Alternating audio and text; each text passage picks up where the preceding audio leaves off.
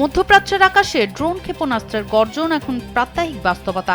গত এক সপ্তাহ ধরে চলা অপারেশন এপিক ফিউরি আর অপারেশন রোয়ারিং লায়নের ঝাপটায় যখন তেহরান বিধ্বস্ত হওয়ার দাবি করছে ওয়াশিংটন, ঠিক তখনই পাশার দান উল্টে দেওয়ার ঘোষণা দিল ইরান।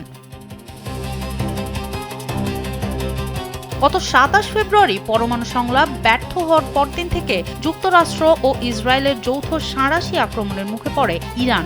ঠিক এই অগ্নিগর্ভ পরিস্থিতিতে ইরানের বিপ্লবী গার্ড বাহিনী আইআরজিসি থেকে এলো এক চাঞ্চল্যকর বার্তা। যুদ্ধের বর্তমান তীব্রতা বজায় রেখেই আরও অন্তত ৬ মাস লড়াই করার রসদ ও লোকবল তাদের আছে।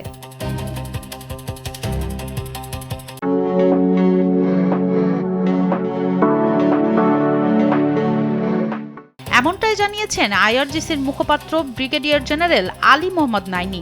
ইরানের আধা সরকারি বার্তা সংস্থা ফার্স্ট নিউজকে দেয়া এক সাক্ষাৎকারে তিনি জানান, চলমান গতিতেই সামরিক অভিযান অব্যাহত রাখতে প্রস্তুত তাদের বাহিনী।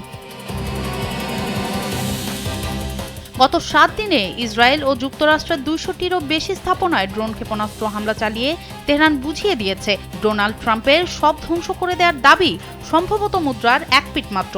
যেখানে ট্রাম্প দাবি করেছেন তিনি অশুভ সাম্রাজ্য গুড়িয়ে দিয়েছেন, সেখানে সামরিক স্থাপনায় আঘাত হানার দাবি করে ইরান যেন ডোনাল্ড ট্রাম্পের বিজয় সংকেতকে সরাসরি চ্যালেঞ্জ ছুড়ে দিল।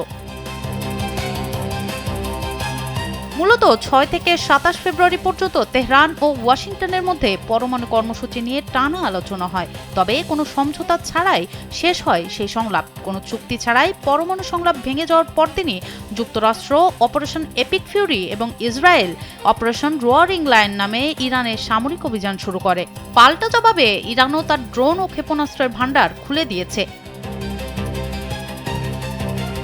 শুধু রণাঙ্গন নয়, রাজনীতি থেকে অর্থনীতি সবখানে শেকড় গেড়ে থাকা এই আইআরজিসির পাল্টা আঘাতের সক্ষমতা এখন পুরো অঞ্চলের সমীকরণ পাল্টে দিচ্ছে বলে বিশ্লেষকদের দাবি।